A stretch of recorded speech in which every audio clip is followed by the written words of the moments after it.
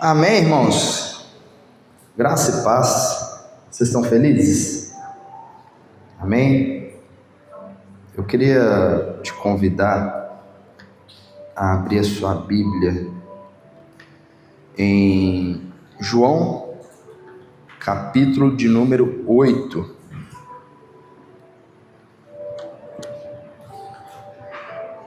João, capítulo de número 8, verso de número 31.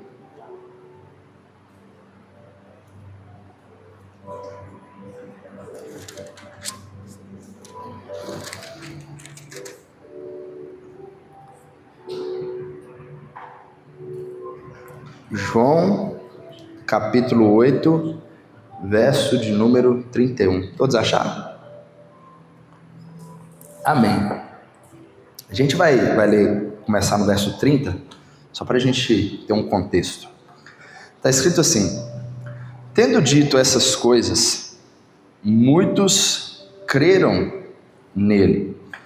Disse Jesus aos judeus que haviam crido nele: se vocês permanecerem firmes na minha palavra, verdadeiramente serão meus discípulos, e conhecerão a verdade, e a verdade os libertará.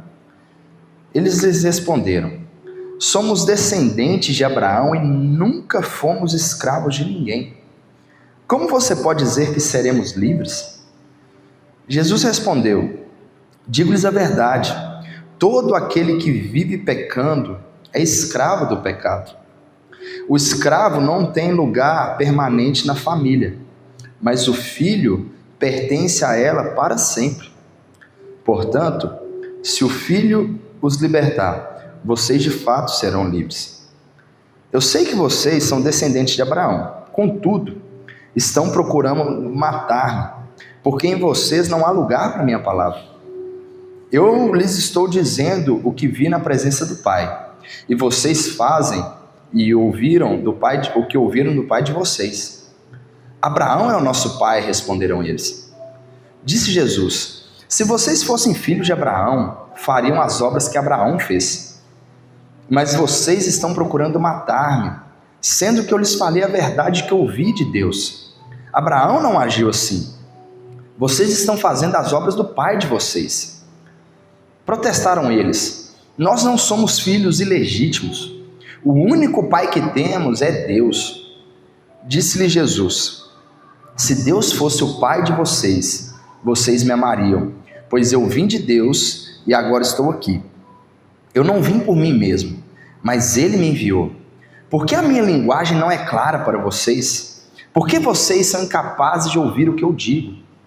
Vocês pertencem ao pai de vocês, o diabo, e querem realizar o desejo dele. Ele foi homicida desde o princípio e não se apegou à verdade, pois não há verdade nele. Quando mente, fala a sua própria língua, pois é mentiroso e pai da mentira. No entanto, vocês não creem em mim porque lhes digo a verdade. Qual de vocês pode me acusar de algum pecado? Se estou falando a verdade, por que vocês não creem em mim? Aquele que pertence a Deus ouve o que Deus diz. Vocês não o ouvem porque não pertencem a Deus. Amém? Feche seus olhos.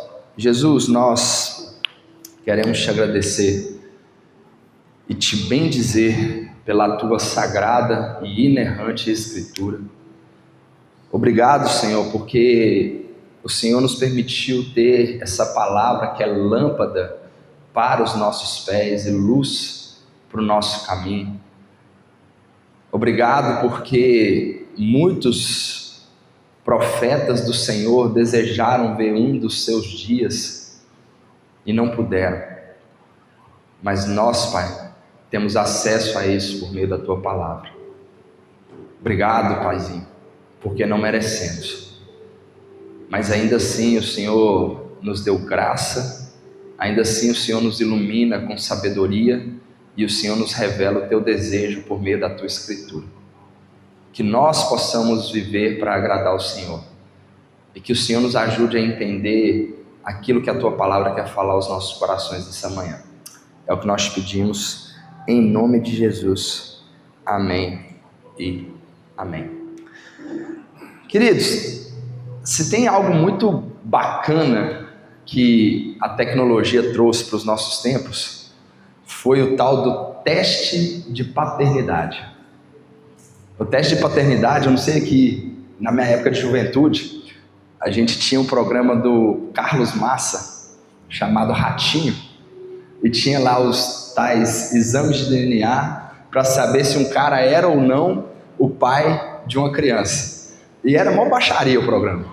Tinha briga, tinha porrada, aí os seguranças tinham que ficar segurando. Eu não sei se aquilo era armado ou não, eu sei que era mó engraçado. E queridos, essa tecnologia nos permite analisar com base em dados biológicos se uma pessoa é de fato filha da outra ou não. Só que isso é algo extremamente recente. Antigamente não existia teste de DNA. Antigamente a gente via se o filho era mesmo filho do pai através de traços. A gente olhava e falava assim, esse nariz aí é da família Kaiser. Essa cor de pele, essa bochecha, o formato da cabeça, essa calvície é da família, né? Porque todo mundo tem. Então, antigamente, os dados, essa questão dos pais, muitos pais acabavam descobrindo filhos assim, não tinha assim um teste de DNA. Existia mesmo alguém que olhava e falava assim, cara, eu acho que é meu filho. Parece muito comigo, eu tive relacionamento com essa pessoa, pode ter acontecido, eu acho que eu sou pai dessa pessoa. Então, queridos, essa questão da paternidade, de saber quem é o nosso pai, ou de saber como nós somos nominados filhos de alguém, é algo interessante.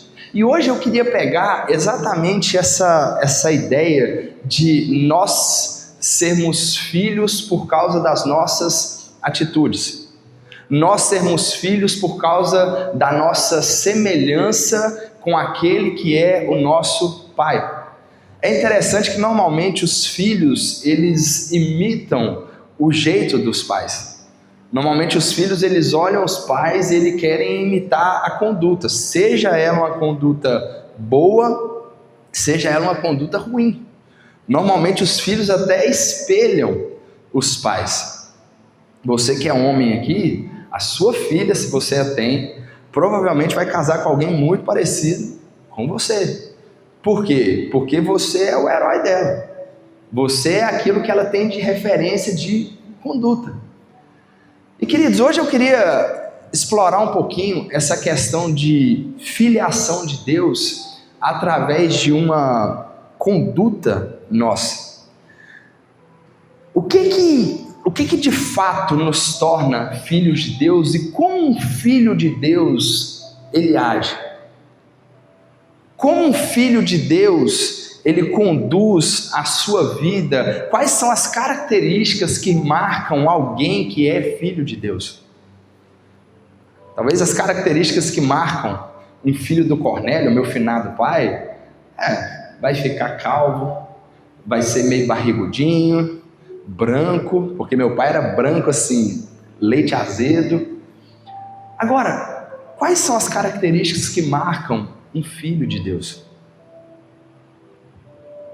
Quais são as características que alguém que foi alcançado pelo Evangelho, tocado pelo Espírito Santo por meio da palavra, carrega?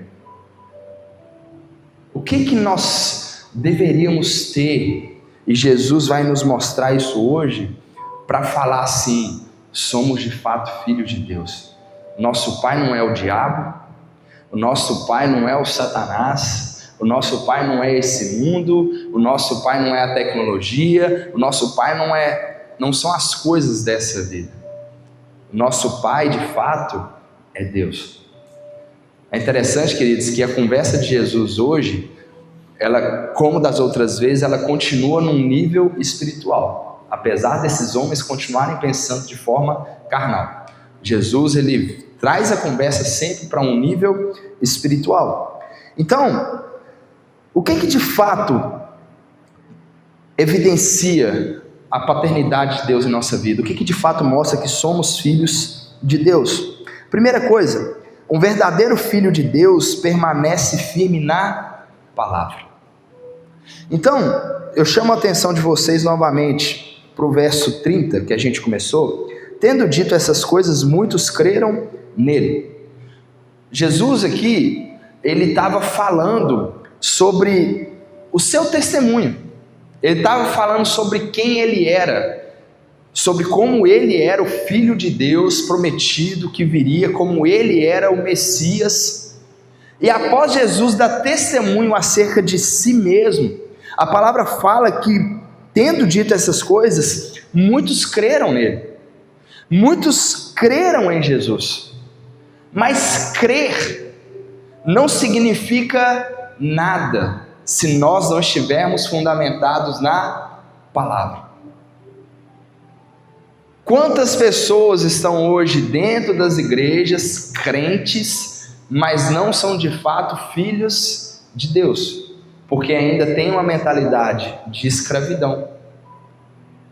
Então, olha para vocês verem, no verso 31, disse Jesus aos judeus que haviam crido nele. Agora, Jesus não está mais no templo dizendo para todos. Agora, Jesus está no templo conversando com as pessoas que creram nele.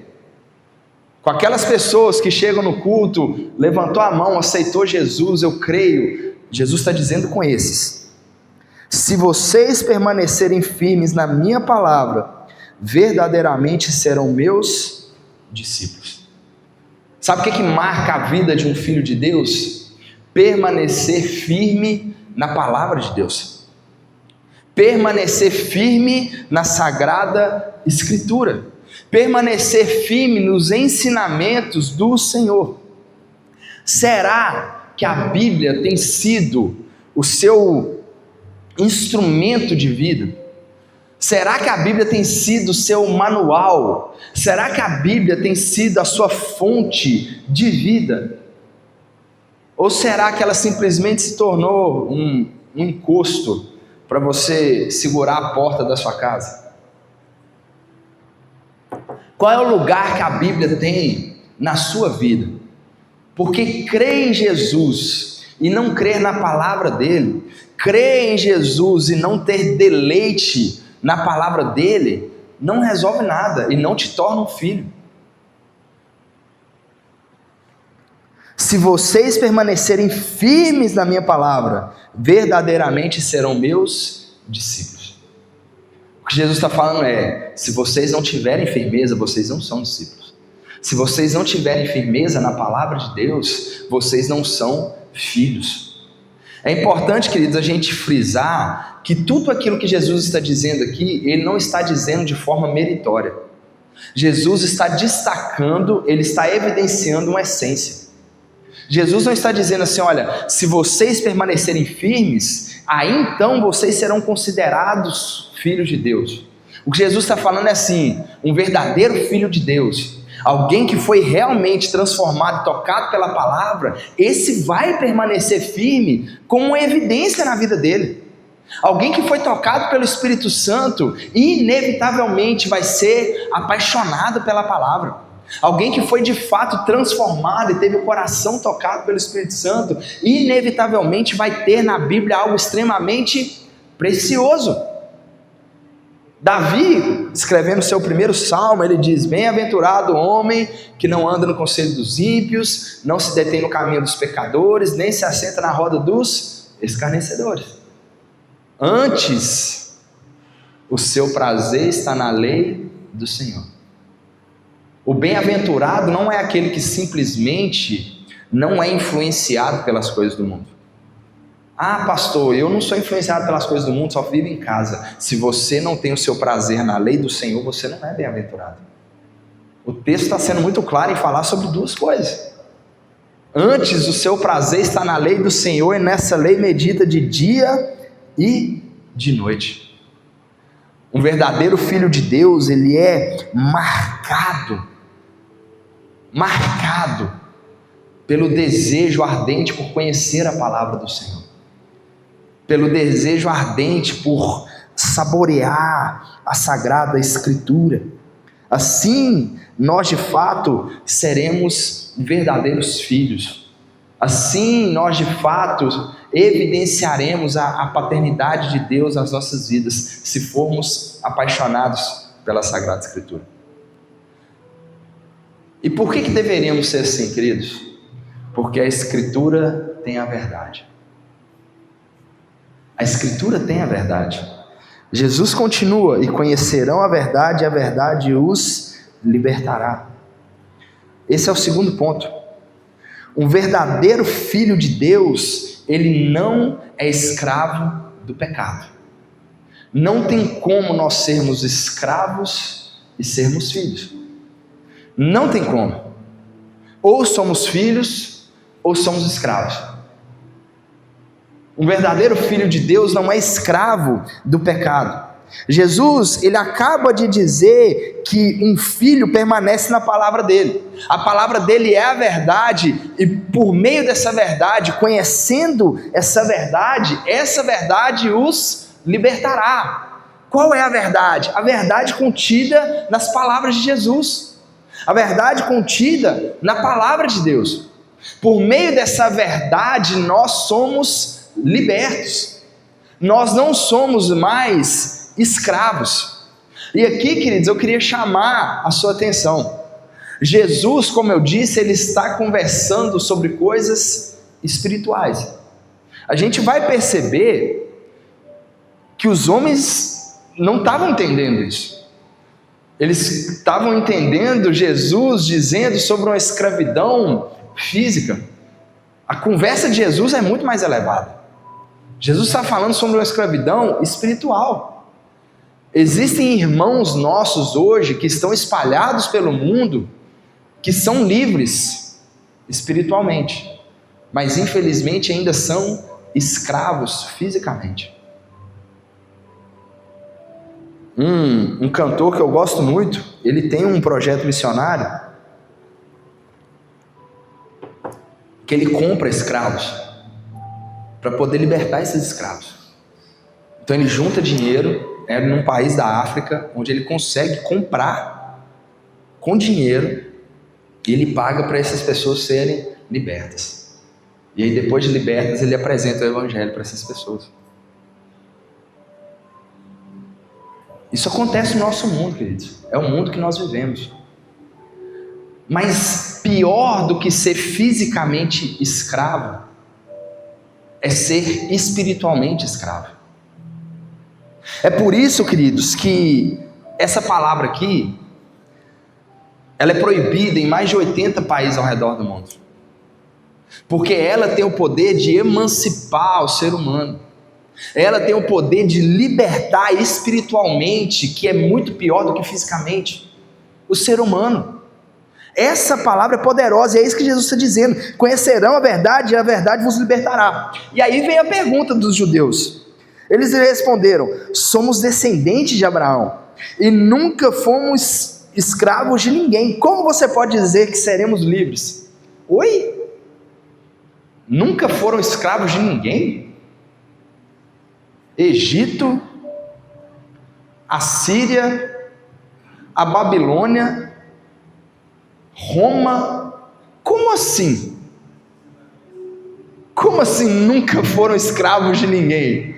A vida do povo de Israel foi de escravidão em escravidão. Esse povo passou quase 400 anos no Egito, escravizados. Depois, quando pecaram, foram exilados pela Síria, foram exilados pela Babilônia, e depois da Babilônia foi só de mal a pior. Voltaram para suas terras, reconstruíram o templo, mas depois passaram pelos gregos, depois passaram por Roma, o jugo de Roma. Como assim? Jesus respondeu: digo-lhes a verdade, todo aquele que vive pecando é escravo do pecado. Esses homens estavam pensando em escravidão no sentido físico. Jesus está falando assim: olha, a minha conversa é muito mais elevada. A escravidão é algo terrível, é uma mancha na humanidade. Mas muito pior do que a escravidão física é a escravidão espiritual. O pior inimigo do ser humano, queridos, não é ser escravo fisicamente, mas é ser escravo espiritualmente. É por isso que uma das piores falhas, tanto do Evangelho da Libertação, da missão integral, é exatamente essa ideia de achar que a pior coisa que acontece com o ser humano é a pobreza. Que a pior coisa que acontece com o ser humano é viver uma vida pobre, queridos. E isso são marcas do pecado. Jesus não veio para nos libertar da pobreza. Jesus não veio para nos libertar da escravidão física. Jesus veio para salvar a nossa alma. Eventualmente, servi-lo pode nos levar a uma vida mais próspera. Eventualmente, nos servi-lo pode nos levar a uma vida onde nós não somos escravos de um povo, ou não. Mas o foco principal do Evangelho não é resolver os nossos problemas financeiros ou de escravidão física, mas é nos libertar do império das trevas, é nos libertar de uma vida de pecado, de devassidão, de promiscuidade. É isso que o Evangelho faz nas nossas vidas, e isso é algo que só o Evangelho pode fazer. Eu posso comprar alguém que está vivendo uma situação de escravidão, libertar essa pessoa, mas a mente dela continuar presa espiritualmente. Ter liberdade para ela vai durar uns anos, mas libertá-la espiritualmente é algo que vai durar por toda a eternidade. E essa é a principal preocupação de Jesus conosco, nos libertar espiritualmente. Jesus está falando, todo aquele que vive pecando é escravo do pecado. Você é escravo do pecado? Ou você é um filho de Deus? Porque não tem como ser as duas coisas. Jesus, no texto aqui, queridos, ele está fazendo uma dicotomia, ele está fazendo um paralelo. Ele está falando sobre atitudes que um filho de Deus tem por essência, e ele está fazendo um paralelo com quem não é filho de Deus. E aqui, queridos, é importante, Jesus não está falando de quem peca, Jesus está falando de quem vive no pecado. São duas coisas diferentes. João vai dizer assim, olha, aquele que diz não ter pecado está fazendo de Deus um mentiroso. Por quê? Porque eventualmente, queridos, nós vamos pecar. Nós somos seres humanos que fomos manchados com o pecado. A gente nasceu já com essa marca nas nossas vidas e, infelizmente, nada que a gente faça aqui nessa terra vai matar a nossa carne de forma definitiva. Martinho Lutero, ele disse que ele achou que o velho homem dele tinha morrido nas águas do batismo, mas que ele descobriu que o miserável sabia nadar. E de fato, tem muita gente que acredita que quando converte, quando entrega a vida ao Senhor e se batiza, acabou a tentação, acabou a vontade de fazer coisa errada, e é engano, queridos. A tentação na nossa vida continua, a vontade de matar os outros continua, a vontade de dar um soco em alguém continua, a vontade de xingar continua, a vontade de ver aquilo que não deveríamos ver continua, a vontade de falar aquilo que não deveríamos falar continua. E nós vamos ter que ter domínio próprio, nós vamos ter que ter essa bênção dada pelo Espírito Santo que nos ajuda a vencer a nossa carne todos os dias, e essa guerra vai ser diária. Todo filho de Deus vai viver essa luta diária. E queridos, isso é de fato ser livre. Muito diferente do conceito de liberdade que o mundo prega, que é faça o que você quiser, na hora que você quiser. Um conceito muito mais alinhado com a palavra de Deus é um conceito que Immanuel Kant tinha. Liberdade é eu não fazer aquilo que eu quero. Porque se eu faço o que eu quero, eu sou refém das minhas vontades. E a Bíblia toda fala sobre isso.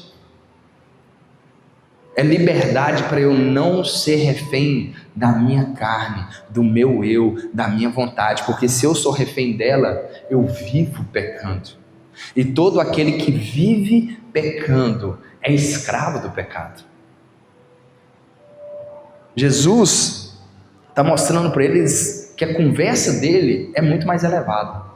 Eles estavam preocupados com a escravidão física. Jesus fala: olha, todo aquele que vive pecando é escravo do pecado. E aí Jesus vai falar algo: o escravo não tem lugar permanente na família, mas o filho pertence a ela para sempre. O escravo não tem lugar permanente na família. Jesus começa falando com aqueles que creram: se vocês forem verdadeiramente meus discípulos, vocês vão ouvir as minhas palavras. Agora ele está falando novamente: um escravo não tem lugar permanente na família. Queridos, quantas pessoas estão dentro da igreja, creram? Quantas pessoas estão dentro da igreja ainda com mentalidade de escravo? Estão na casa, mas ainda são escravos. Têm acesso ao lugar de intimidade, mas ainda são escravos. E Jesus está falando algo aqui que é terrível: um escravo não tem lugar permanente na família. Não tem lugar.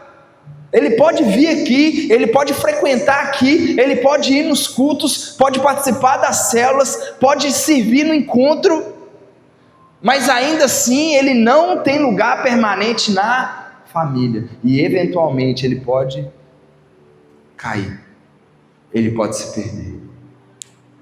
E queridos, se você é escravo do pecado, é questão de tempo. Se você não se deleita na palavra de Deus, é questão de tempo. Um filho não. Um filho tem lugar permanente na família. E não só na família. Um filho tem acesso à intimidade. Talvez você aqui tem empregada doméstica na sua casa, uma diarista. Ou talvez você aqui dentro é a diarista. Uma diarista, ela tem acesso ao lugar da intimidade. Ela pode entrar no quarto do casal. Ela pode deitar na cama do casal se ela quiser. Mas ela não tem lugar na intimidade. Ela nunca vai ser esposa. A empregada nunca vai ser esposa. A esposa tem o lugar dela na intimidade, ela faz parte da intimidade. A empregada não. E muitas pessoas, queridos, se contentam em ter acesso ao lugar da intimidade. As pessoas estão se contentando em vir para esse lugar, a estar nesse ambiente aqui, sem serem tocadas pela intimidade. Se contentam em estar num ambiente onde Deus está, sem ter relacionamento e intimidade com Deus. E isso, queridos, é o que Jesus está tentando extirpar aqui. Jesus está querendo mostrar que o escravo, ele não tem esse lugar. Ele não tem um lugar permanente, mas o filho sim. O filho tem. Portanto, no verso 36, se o filho os libertar, vocês de fato serão livres. Um verdadeiro filho de Deus não é escravo do pecado. Ele é liberto. E quem provoca essa liberdade em nossas vidas? Jesus Cristo. Pode ir.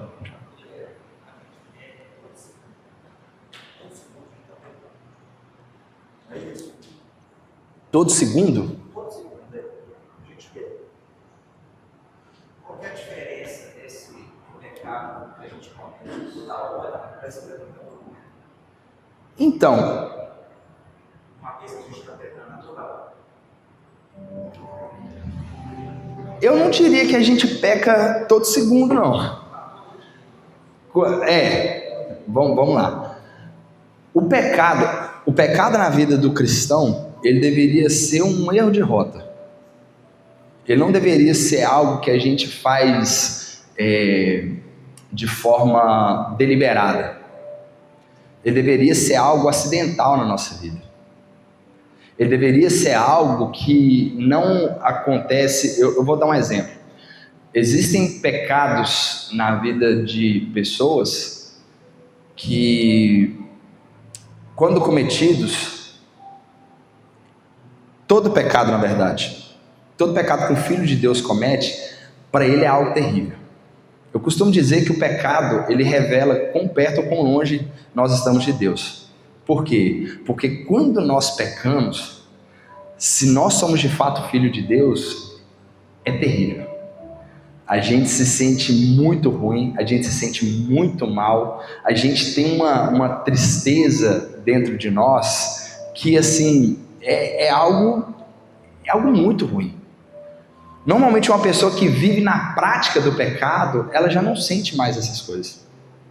Então vou pegar um exemplo aqui, esdrúxulo, mas, por exemplo, existem irmãos que ainda têm um problema com pornografia. Normalmente um filho de Deus que cai na pornografia, ele se sente um lixo depois. Um lixo.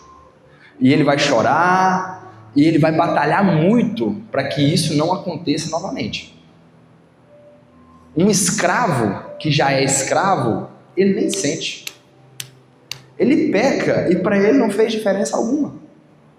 Ele faz uma fofoca, ele conta uma mentira e aquilo já anestesiou ele de uma forma que ele não sente mais aquele peso, aquele sentimento de derrota, aquele sentimento de que, nossa, eu fiz algo que ofendeu a santidade de Deus. Eu fiz algo que, cara, o Espírito Santo mora em mim. Ele não sai quando eu vou pecar. O Espírito Santo viu eu fazendo algo terrível. Contei uma mentira, ninguém viu, mas ele está dentro de mim, ele viu, e eu entristeci o Espírito Santo. Então, normalmente, a diferença entre um e o outro está na prática, é algo que se tornou prática, de algo que não é uma prática. É um erro de percurso, por assim dizer. Não é algo que a gente fez de caso pensado, por assim dizer. É algo que, infelizmente, veio a tentação, a gente deu lugar, e ela foi concebida e gerada, e infelizmente veio o pecado. É por isso, queridos, que determinados tipos de pecado, só para entrar nessa seara, é por isso que determinados tipos de pecado são tão mal vistos por cristãos. Por quê? Porque esses determinados tipos de pecado não são pecados em que a gente erra assim. Então, vou dar um outro exemplo. O adultério. Ninguém sai de casa pensando assim, não, hoje eu vou adulterar. São pequenas concessões que um marido ou esposa vai fazendo, pequenas concessões aqui e ali, e essas pequenas concessões elas vão crescendo, vão crescendo, vão crescendo, até que se tornam um pecado maior. É algo premeditado. É algo que a pessoa sabe que ela não está vigiando, ela sabe que vai acontecer, e mesmo assim não existe uma tristeza no coração por essas pequenas concessões que ela vai abrindo. E infelizmente acaba caindo em algo pior. E queridos, o pecado vai fazendo assim nas nossas vidas. A gente vai abrindo pequenas concessões e vai parando de se entristecer com pequenas coisas, e daqui a pouco nós estamos fazendo coisas muito piores. Salomão, ele tem um verso dele em Eclesiastes que ele fala assim, olha, basta um pouquinho de mosquito para estragar muito perfume. O que Salomão está falando é mais ou menos isso. Ele está falando sobre pequenas concessões que nós vamos abrindo em nossa vida e que com o tempo elas se tornam coisas que podem ser capazes de estragar a nossa vida por inteiro. E muitas vezes, queridos, é isso que acontece com os nossos pecados. Nós vamos abrindo pequenas concessões, são coisas pequenas que vão parando de nos incomodar. Isso se volta até para iniquidade. O que é iniquidade, pastor? Iniquidade são as coisas erradas que a gente se acostuma e se habitua tanto a fazer que elas passam a ser certas. Essas coisas são certas? Não. Mas a nossa mente, ela já não tem mais o efeito do pecado. A gente já não sente mais. Você conhece aquelas pessoas que mentem, e mentem tanto, que para elas hoje não faz diferença se elas contarem uma mentira ou outra, se elas falarem que o filho está doente sem estar. Para elas não é mais pecado. Ou pessoas que falam tanta palavra torpe, que aquilo já se tornou algo natural para elas. Elas não se importam mais. Elas continuam falando, mesmo sabendo que isso ofende a Deus, mesmo sabendo que isso é algo que entristece o Espírito Santo. Não existe mais uma tristeza quando se erra.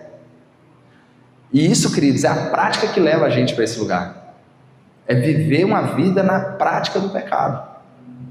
Quando o João ele fala sobre isso nas cartas dele, ele fala assim, olha, aquele que vive na prática do pecado não conhece a Deus. E é muito coerente com o texto, porque ele mesmo diz, olha, aquele que diz que não tem pecado faz de Deus um mentiroso. Ou seja, todos nós temos pecado. Todos nós erramos muito mais do que deveríamos. Inclusive, a gente luta muito menos do que deveria lutar. A oração que Jesus nos ensinou, no final dela ele fala assim, olha, Pai, não nos deixei cair em tentação, mas livra-nos do mal. Jesus nos ensinou uma oração que deveria ser diária. Quantas vezes a gente ora a Deus por dia, pedindo a Deus para nos livrar da tentação e para não nos deixar cair no pecado? Infelizmente, não é uma cultura cristã essa luta diária pela santidade. Deveria ser. Santidade deveria ser algo que a gente martela todos os dias na nossa carne. Viver uma vida santa, viver uma vida sem pecado, clamando a Deus todos os dias, Deus, me livra de ser tentado. Deus, me livra do mal. Me ajude a viver uma vida sem errar. Me ajude a viver uma vida sem pecar. É possível, Guilherme, ter uma vida onde nós não vamos pecar? Pode ser que a gente não vai ser 100%. Mas Jesus uma vez disse para a mulher, vai e não peques mais. Se não fosse possível, Jesus estaria enganando aquela mulher. Ele estaria pedindo para ela algo que não tem como viver. Mas a graça de Deus nas nossas vidas não é um alívio de consciência para quando a gente erra. É um poder e um empoderamento do Espírito Santo sobre as nossas vidas para viver uma vida em santidade. Muitas vezes a gente transformou a graça do Senhor numa desculpa para a gente poder errar a hora que a gente quer. E a gente já erra pensando assim, cara, segura mais essa aí, Deus, por favor. Mas não. A graça de Deus nas nossas vidas é um empoderamento do Espírito para que nós vivamos uma vida em santidade. Fugi demais do tema aqui. Mas eu respondi? Respondi. Amém. Pode ficar.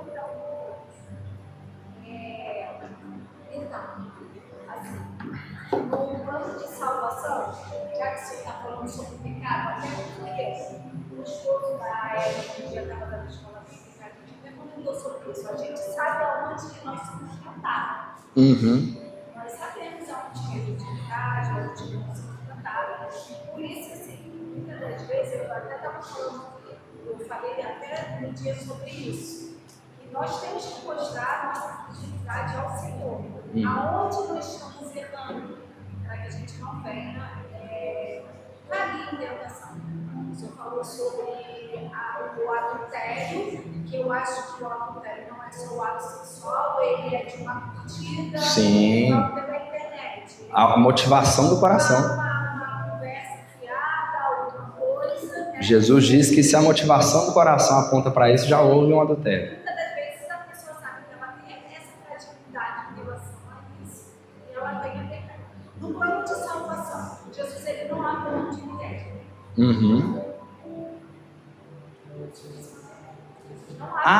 É uma pergunta? No plano de salvação, Jesus ele não abre mão de ninguém. Então. E que muitas das vezes a gente para pensar e a gente pensa assim, nossa, essa pessoa ela não deu salvação. Isso já acontece no mundo, as pessoas falam de um caso perdido.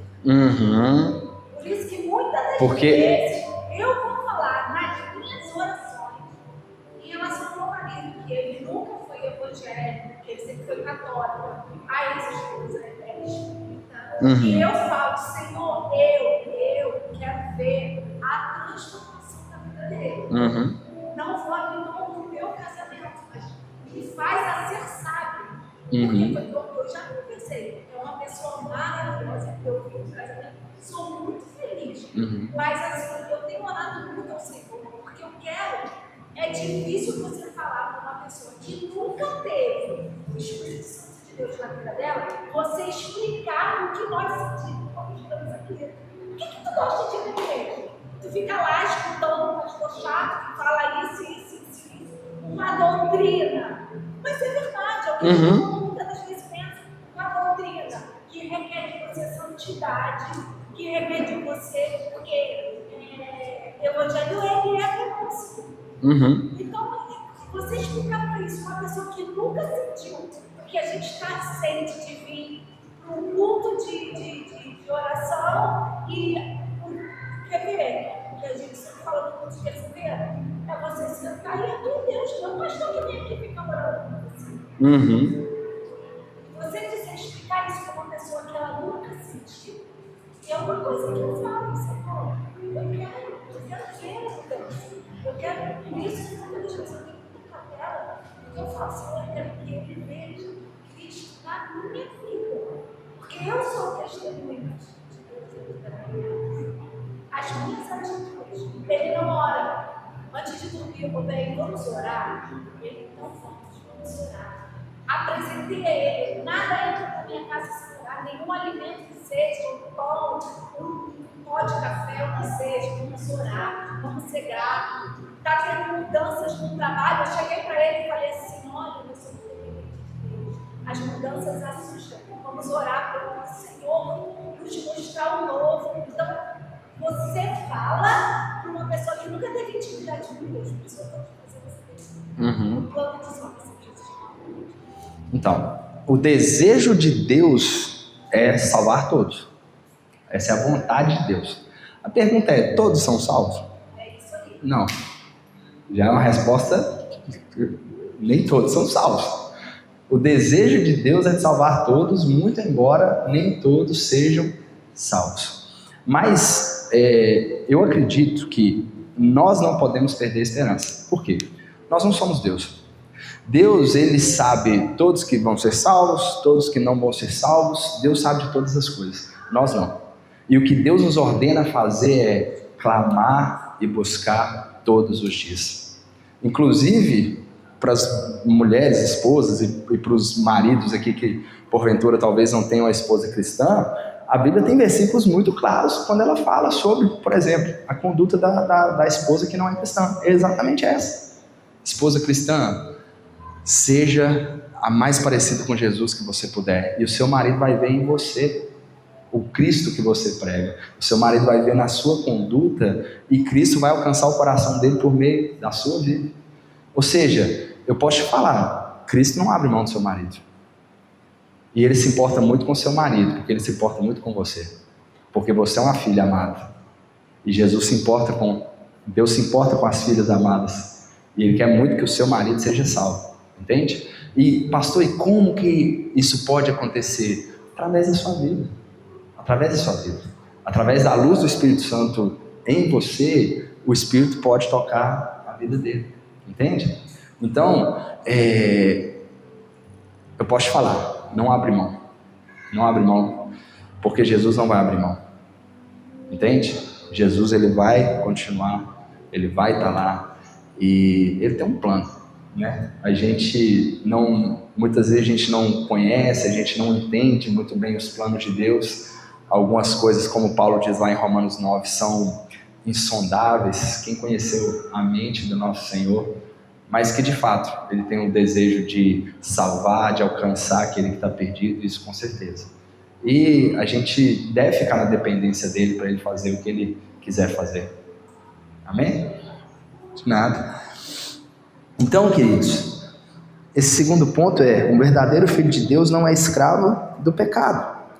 Avançando com o texto, um verdadeiro filho de Deus, os verdadeiros filhos de Deus, eles amam a Jesus. Queridos, isso é algo que hoje ficou assim, A gente vive hoje num mundo que quer servir a Deus, que quer ser cristão, mas que não quer amar a Jesus. Gui, mas não quer amar a Jesus? O Jesus histórico, a figura filha de Deus, todo mundo quer. Mas a gente não quer Jesus enquanto cabeça e corpo. Você já viu aquele papo assim, Jesus é legal, o fã-clube é que estraga? Já viram esse ditado? São pessoas que estão falando da igreja. Queridos, a igreja é problemática? Sim ou não? Sim. A igreja é lugar de gente problemática? Sim ou não? Sim. Mas o mundo é lugar de gente problemática. Dizem que de cada 3 pessoas, uma não é normal. Olha para a direita. Olha para a esquerda. De cada 3, uma não é normal. E normalmente é a que está no meio. Não é. Que não é normal. Mas, queridos, pensa bem. O mundo é lugar de gente problemática. A igreja é um lugar de gente problemática inconformada. É um lugar que tem pessoas com problemas reais e que são inconformadas com o estado em que se encontram.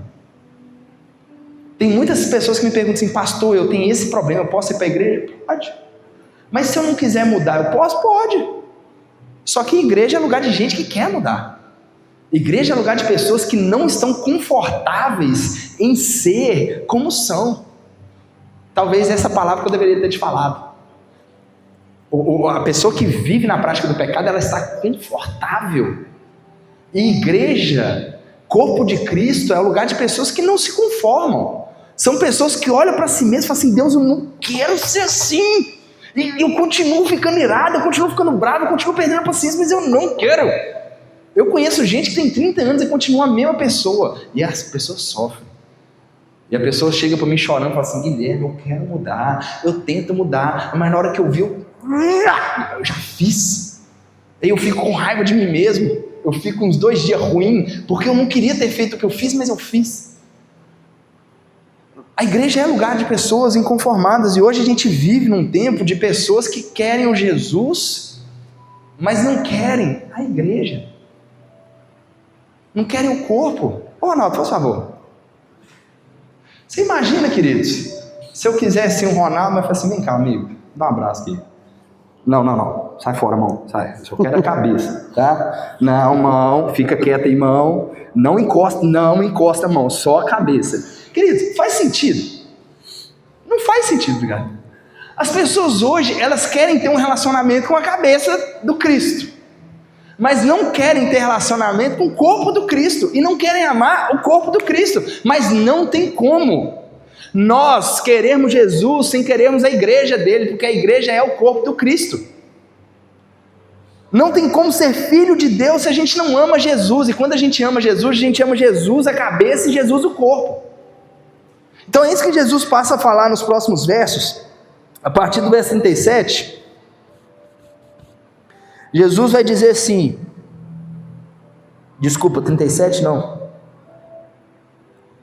É porque mudou a página aqui, gente, perdão. É 37 mesmo. A partir do verso 37, Jesus vai dizer assim, eu sei que vocês são descendentes de Abraão, contudo estão procurando matar-me, porque em vocês não há lugar para a minha palavra. Então Jesus está falando com os judeus assim, olha, eu sei que vocês são descendentes de Abraão, assim como eu também sou, mas vocês estão procurando matar-me. Por quê? Porque em vocês não há lugar para a minha palavra. Em vocês não há lugar para a minha escritura. Em vocês não há lugar para aquilo que eu digo. Jesus primeiro ele está refutando aqui a ideia de que nós somos salvos e que nós somos filhos por causa de alguma linhagem genética.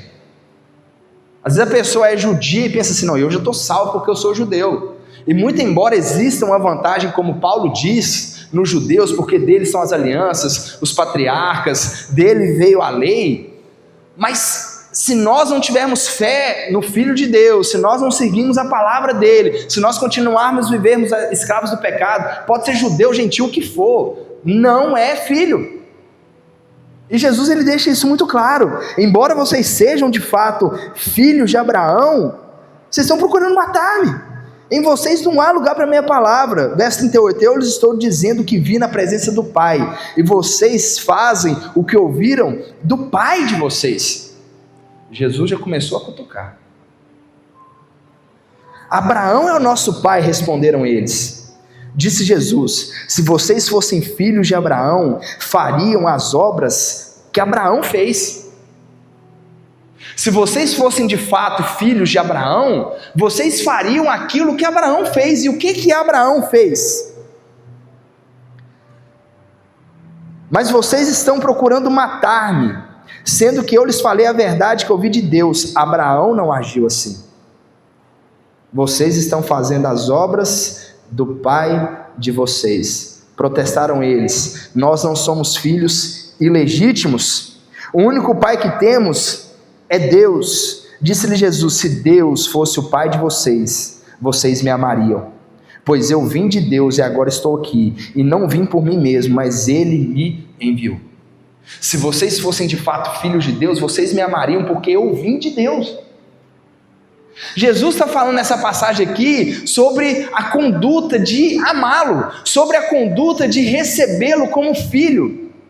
Não tem como nós sermos filhos se nós não amamos aquele que é o primogênito. E eles estão falando assim, olha, nós não somos escravos, nós somos filhos de Abraão, e a gente faz aquilo que Abraão fez, e Jesus está esculachando, e esfregando na cara deles, é mentira, vocês não fazem o que Abraão fez, porque Abraão não agiu como vocês estão agindo. Jesus aqui, queridos, ele pode estar fazendo referência a várias situações. Certa vez Abraão recebeu Deus em sua tenda, e a palavra fala que Deus veio junto com mais dois. Alguns teólogos advogam que aquela teofania que Abraão viu é uma representação da Trindade, como se Abraão estivesse ali servindo Deus Pai, Deus Filho e Deus Espírito Santo. Então Jesus estava ali naquela figura, onde Abraão estava servindo, numa atitude de adoração. Abraão armou uma mesa para Deus, para ter relacionamento com Jesus. Mas, queridos, o escritor aos Hebreus vai dizer sobre Abraão ter visto aquele dia. Abraão foi alguém além da sua época e alguém que viveu com fé no filho que viria. E Abraão, de fato, ele amou o Senhor e amou a Jesus. Ele não perseguiu o Cristo. E aqui o que Jesus está falando, olha, a conduta de vocês não é nada parecida com a de Abraão. Não é nada parecida com a de Abraão. É interessante, queridos, que o próprio apóstolo Paulo, em Romanos, quando ele está explicando o plano de salvação e o evangelho da graça, ele fala assim, olha, nem todos que são filhos de Abraão, de fato são filhos de Abraão. E ali Paulo ele faz um paralelo, por quê? Porque Abraão teve dois filhos. Abraão teve Ismael e teve Isaac. E ele fala assim, olha, os filhos de Deus não são filhos por causa de uma linhagem de sangue, são filhos por causa de uma promessa. Os filhos de Abraão são filhos pela fé. E Jesus aqui, ele está repreendendo aqueles homens falando assim, olha, Abraão não agiu do jeito que vocês estão dizendo. Abraão não teve a conduta que vocês teve. E novamente, queridos, parece-me que esses homens estão tratando de coisas carnais. Por quê? Essa fala deles, nós não somos filhos ilegítimos, o único pai que temos é Deus. Parece-me que eles estão fazendo uma referência a Abraão, por quê? Porque Abraão teve um filho da promessa e teve um filho da escrava. E eles estão falando assim, nós somos filhos da promessa, nós não somos filhos da escrava, nós não somos filhos da Agar, somos filhos da Sara, nós somos filhos da promessa. E Jesus está dizendo, olha, vocês de fato são filhos se vocês andam nos mesmos caminhos que Abraão andou, vocês de fato são filhos se vocês fazem aquilo que Abraão fez e andam na conduta de Abraão. Abraão é o pai da fé, Abraão é o cara que tinha relacionamento com Deus de intimidade. Abraão era aquele que amava a Deus sobre todas as coisas e não lhe negou o único filho. Será que nós temos amado a Jesus? Será que nós temos amado o corpo de Cristo, a igreja de Jesus? Será? Porque os verdadeiros filhos de Deus amam Jesus. Amam a Jesus, amam a Deus, amam o corpo de Cristo. Esses são os verdadeiros filhos de Deus. E o último ponto, os verdadeiros filhos de Deus fazem a vontade de Deus. A partir do verso 43, verso 42, disse-lhe Jesus: se Deus fosse o Pai de vocês, vocês me amariam, pois eu vim de Deus e agora estou aqui, e não vim por mim mesmo, mas Ele me enviou. 43, por que a minha linguagem não é clara para vocês? Porque vocês são incapazes de ouvir o que eu digo. Jesus está questionando aqueles homens. Gente, vocês parecem que não conseguem entender o que eu estou falando. Eu estou conversando com vocês há 6 capítulos, falando sobre coisas espirituais, e vocês ainda continuam pensando de forma carnal. Desde Nicodemos, Jesus está falando de coisas espirituais, e os homens estão pensando de forma carnal. É bonito porque o Evangelho de João, ele trata muito isso. Lá no capítulo 3, com Nicodemos, Jesus está falando sobre nascer de novo do Espírito, e Nicodemos pensando num nascimento físico. No capítulo 4, Jesus fala com a samaritana sobre uma água espiritual, e a samaritana pensando na água do poço. No capítulo 6, Jesus fala aos discípulos dele sobre uma comida, sobre um pão que era um fermento, que era a conduta dos fariseus, e eles estavam pensando num pão físico. Jesus está sempre falando sobre coisas espirituais, e parece que a gente está assim, uma dificuldade de entender que Jesus está falando sobre coisas espirituais. A nossa mente está sempre naquilo que é físico, mas Jesus está falando espiritual, e Ele está falando para esses homens, parece que vocês não conseguem entender. Deve ser que eu estou falando grego, a minha linguagem não é clara para vocês, porque vocês são incapazes de ouvir o que eu digo. Aí Jesus fala: vocês pertencem ao pai de vocês, o Satanás, o diabo. Jesus joga pesado, né? Vocês acham que o pastor de vocês prega duro? Vocês tinham que ouvir Jesus. Vocês pertencem ao pai de vocês, o diabo, e querem realizar o desejo dele. Por quê? Porque aqueles homens queriam matar Jesus. Agora, nesse contexto aqui, eles creram nele. Mas alguns momentos antes, eles queriam matar Jesus. E no contexto depois do que está acontecendo aqui, eles vão tentar novamente fazer o quê? Matar Jesus. E são esses mesmos homens que dizem que creem em Jesus, mas não amam Jesus, não aceitam a palavra de Jesus, não recebem aquilo que Ele está falando. Vocês pertencem ao pai de vocês, o diabo, e querem realizar o desejo dele. Ele foi homicida desde o princípio e não se apegou à verdade, pois não há verdade nele. Quando mente, fala a sua própria língua, pois é mentiroso e pai da mentira. Jesus está falando assim: olha, vocês não são filhos, sabe por quê? Porque a conduta de vocês não expressa o filho. A essência de vocês não é um filho. O pai de vocês é o diabo, porque a essência de vocês expressa exatamente aquilo que o diabo é. Vocês querem me matar. O diabo também é assassino. Ele é homicida desde o princípio. Vocês vivem mentindo e falando mentiras. E quem é o pai da mentira? O diabo. Ele é mentiroso e é o pai da mentira. A essência de vocês não expressa a paternidade de Deus, mas expressa a paternidade do diabo. A conduta de vocês, aquilo que está no interior de vocês e é manifestado e externalizado, não expressa Deus, mas expressa o Satanás. E a pergunta é: O que a nossa externalização evidencia? Porque a gente externaliza uma essência interna. O que é um fruto? O fruto é essa manifestação externa de uma essência interna.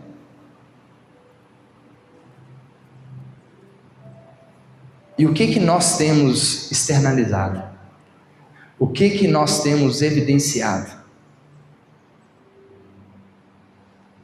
Quando a gente pega uma laranja e bate na laranja, e soca a laranja, e joga a laranja para o alto, e esfrega ela, e aperta ela, e você parte a laranja, lá de dentro sai laranja, docinha, você pode bater, pisar, pode... E quando você é pisado, maltratado, xingado, espremido, o que sai de você? O que a sua vida externaliza? Principalmente nos momentos de tensão, nos momentos de raiva, nos momentos de ira, quando alguém te ofende, alguém faz alguma coisa com você. O que você externaliza? A paternidade de Deus ou a paternidade de Satanás? Você externaliza a conduta de Deus, de mansidão, graça e misericórdia, ou você externaliza a conduta do diabo? Pega pelo cabelo e puxa e quer matar e esfaquear. O que a nossa conduta mostra sobre a nossa essência?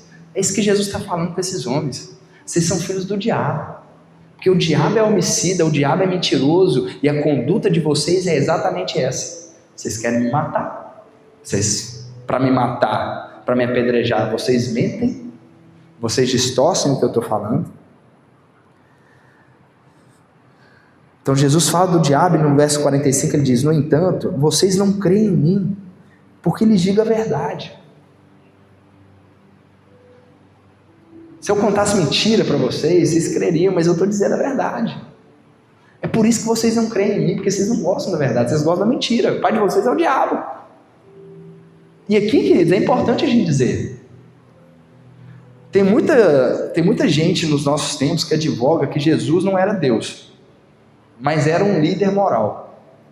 É um exemplo a ser seguido. Querido, se Jesus não é Deus, ele é o pior tipo de exemplo que a gente pode ter. Porque se ele não é Deus, ele é mentiroso. Ou ele é maluco. Porque Jesus dizia de si mesmo que ele era Deus, que ele era filho de Deus, que ele veio para redimir a humanidade. Então ele não é nenhum exemplo de moral, não. Se ele não for Deus, ou ele é mentiroso ou ele é louco. E aqui ele está falando: vocês não creem em mim porque eu digo a verdade. Eu sou filho de Deus, eu sou o Messias, que vim para poder resgatar e redimir a humanidade. E vocês são incapazes de crer em mim porque eu estou dizendo a verdade, e vocês são filhos da mentira. Vocês são filhos do diabo, e ele é mentiroso. Qual de vocês pode me acusar de algum pecado? Se estou falando a verdade, por que vocês não creem em mim? Aqueles homens não tinham como acusar Jesus. Tudo aquilo que Jesus estava dizendo era verdade. Mesmo assim, eles não criam. Aquele que pertence a Deus ouve o que Deus diz. Vocês não ouvem porque não pertencem a Ele. Os verdadeiros filhos de Deus, eles ouvem aquilo que Jesus diz. Os verdadeiros filhos de Deus, eles obedecem à vontade do Filho de Deus. Os verdadeiros filhos de Deus, que eles têm sensibilidade para ouvir aquilo que Jesus diz e entender aquilo como verdade. Hoje existe uma tentativa de tentar descredibilizar aquilo que foi dito por Jesus, como se as coisas que ele tivesse dito não fossem verdade. Mas Jesus está falando: olha, os verdadeiros filhos de Deus, eles ouvem as minhas palavras, eles ouvem aquilo que Deus diz. vocês não ouvem porque não pertencem a Deus. Queridos, será que Deus é manifestado através das nossas vidas? Será que as pessoas, quando olham para nós, elas conseguem enxergar verdadeiros filhos de Deus? Assim como acontecia antigamente, você olhava para uma criança e falava assim: é seu filho, cara, é sua cara. Será que hoje as pessoas ainda conseguem olhar para nós e falar assim: cara, você é a cara de Deus, você é a cópia de Jesus, você ama igual Jesus, você vive igual Jesus, você serve como Jesus? Deus está nos chamando, queridos, para sermos filhos de verdade, não por merecimento. Essa mentalidade é de escravo, de querer fazer algo para ser filho. A mentalidade de um filho é de uma consciência transformada que entendeu: eu sou filho, e como filho eu preciso expressar o meu Pai através da minha vida. Vou te convidar a fechar os seus olhos, baixar a sua cabeça. Jesus, nós queremos te agradecer, Senhor, pela tua palavra. Queremos te agradecer porque o Senhor tem tocado as nossas vidas, tocado os nossos corações. Te louvamos e bendizemos, Senhor, porque o Senhor olhou para nós com graça e misericórdia. Muito obrigado, Jesus, porque nós não somos nada sem Ti. Tu és o nosso Deus. Deus, Tu és o nosso Pai. E nós queremos conhecer-te cada vez mais. Que o Senhor nos ajude a expressá-lo através das nossas vidas. E que a cada dia os nossos corações estejam mais firmados no Senhor. Essa é a oração que nós fazemos em nome de Jesus. Amém e amém.